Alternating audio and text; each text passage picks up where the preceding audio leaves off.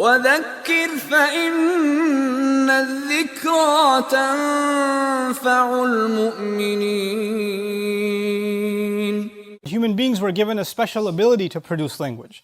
We're more capable, we're more sophisticated in how we use words and how we can communicate ideas and advance ideas. And the power of words, actually, I would argue, there's nothing more powerful that human beings are capable of than words. As a matter of fact, there's nothing more powerful. And the most evident indication of that is that Allah Azza wa Jal Himself decided to guide humanity through words. At the end of the day, the Qur'an essentially is kalamullah, as He describes it Himself in Surah At-Tawbah. It is the speech of Allah, it is words. And so, human beings, this great gift that Allah taught us, when He said, Allama al-Qur'an in Surah Ar-Rahman, He said, Allamahu al-Bayan, before that. Allama al-Qur'an, khalaqa al-insan, Allamahu al-Bayan. He taught the human being the ability to speak. So our words are actually a very powerful gift that Allah gave us. And when we open our mouth and say something, we have to appreciate that this gift was not given to other creation the way it was given to us. And this is the gift because of which we are able to communicate with Allah, and Allah communicates with us through this gift. That revelation would mean nothing if we didn't have the power of language. So when you have been given, and I have been given a very expensive, I would even argue a priceless gift, then the way we use it has to be exquisite. I mean, we have to be extra careful about how we use this gift because we value it. On a side note, I just want to say something that's not related to this khutbah, and that is that all languages, English, Arabic, French, German, Punjabi, Bengali, you name it, whatever language, Bahasa, whatever language you speak, all of them are children of the language taught to Adam alayhi salam. All of them. And all languages, Adam alayhi salam did not know language on his own, it was revealed to him. That was revealed to him. You know what that means? That all languages are a revealed gift of Allah. All of them. So making fun of somebody's language and making fun of how somebody speaks, or making some fun of cultures because they have different language than us, is actually making fun of something Allah Himself revealed. It's sacred. Some people have in their head that Arabic is sacred, but Punjabi. But you know what? All languages, Allah says, Allamahu al-Bayan. Allah, the same one who said He taught the Qur'an, is the same one who said He taught speech. Same verb is used. Allah is the teacher of the Qur'an. Allah is the teacher of all speech. All speech. So get this concept out of your head. There's such a thing as the language of the kuffar, or the language of the non-Muslims, or the language of jahil. No. All language is from Allah. And we have to have respect for all languages. And that's a side note that I wanted to bring up. But regardless, now we come to the idea of al-qawl as-sadid. And I wanted to go through this loaded term, the word sadda in Arabic. As far as a material term is concerned, the first implication of it is ighlaqul khalal. It means to fill in a gap or a crack. When something like old walls, back in the day, now we have sheetrock, so in America at least it doesn't show as much, but when you have stone walls or concrete walls over time, there's some holes, and you have to fill them and patch them up. That patch is actually a sad in Arabic, or sadad in Arabic, to fill up a gap. Now what does that mean for speech? What the first implication of that is sometimes when somebody speaks to you, they cause damage, just like the damage on a wall. Right? Somebody says something hurtful to you. Somebody says something ignorant. Sometimes people say something ignorant about you, or they say something ignorant about what they don't know, or they speak as though they know, but they don't really know. And some of the most interesting is when people speak on behalf of Allah's deen, and say, you know what, that's haram. Where did you learn that's haram? You know what, this one makes things up about Islam. Makes what up? Do you have the knowledge to say that before you make a claim about someone? Do you have the knowledge to say something is halal or haram before we open our mouth? Now when you hear an ignorance like that, our first impulse is to put people in their place and to just shut them down. But if you respond to ignorance with anger, or you respond to ignorance by a reaction, an upset reaction, or what we call put someone in their place. Right? That's ignorant, you have no knowledge, what are you talking about? This is, you're ridiculous, etc. When you have these kinds of responses, well, when you offend someone, because you're offended, when you offend someone back, do you think they're going to just hear that and say, oh, I didn't realize I was being ignorant, thank you for humbling me, now I'm just going to sit down and be quiet? That's not what's going to happen. They hear you respond in an aggressive fashion, and what happens? They say, you know what, I'm going to take the next step, and now I'm going to become even more aggressive. I'm going to take, because pride kicks in. Pride kicks in. You just attacked me.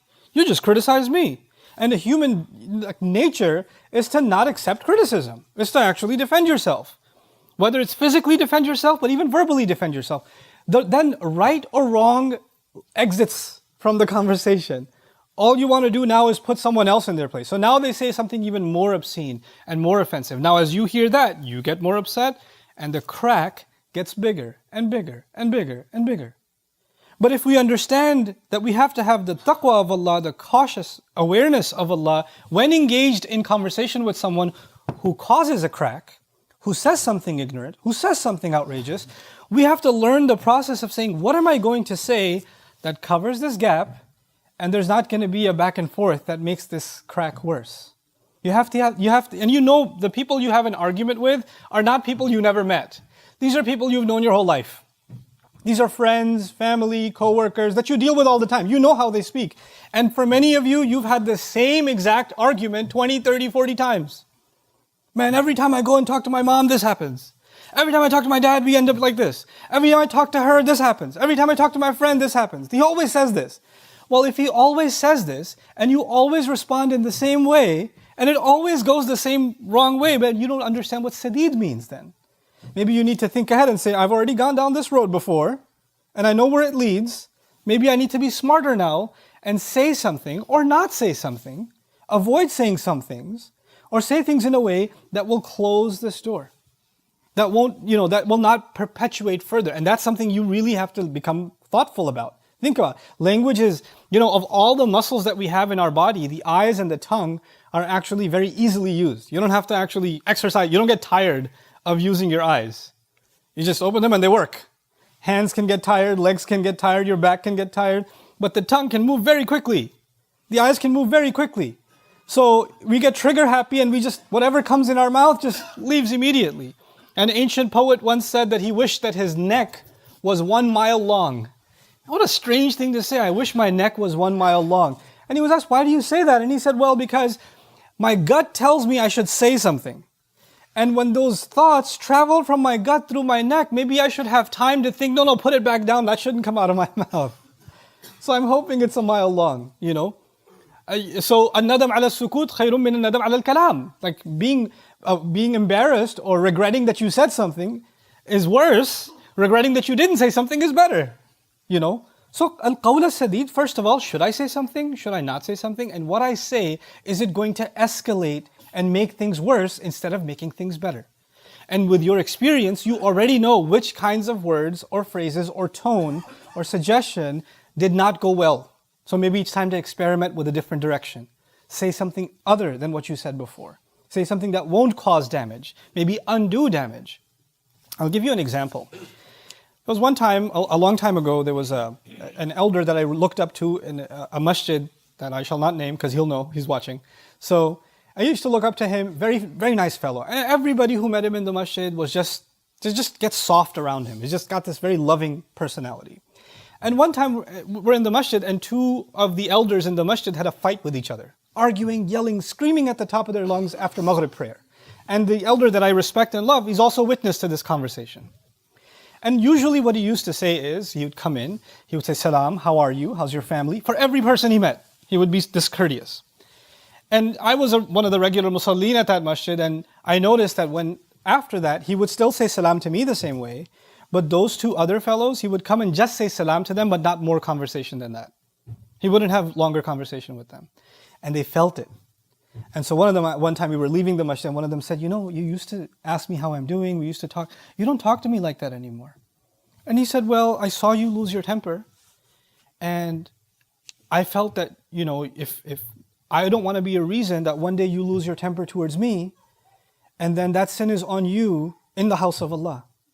And if you lose your temper towards me, and I feel bad towards you, then the angels will record that too, as something against you.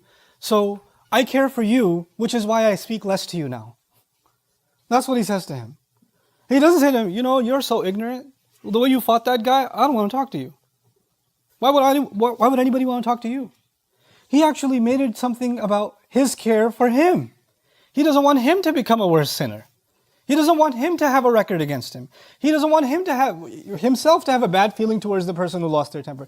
And that brother who lost his temper who people were afraid to talk to him because he loses his temper, stood there crying his eyes out.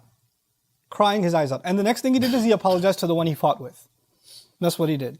All of that because of just al-qawl as-sadid, just knowing, having the wisdom of what to say and how to say it, how to engage. This is a very powerful, very difficult quality because once again, we are programmed, whatever comes in your head just comes out. Just immediately, impulse reaction, right? And this is actually one of the meanings of the word jahala. Aqal in Arabic is to tie up, and jahal is to let loose. Whatever comes goes. Okay? This is why وَإِذَا خَاطَبَهُمُ الْجَاهِلُونَ قَالُوا سَلَامًا in Surah Al-Furqan. When the ignorant address them, ignorant doesn't just mean ignorance, it also means impulsive. You had the impulse to say something and you just said it. Stop, think. Think. How am I going? Don't just throw grenades with your words.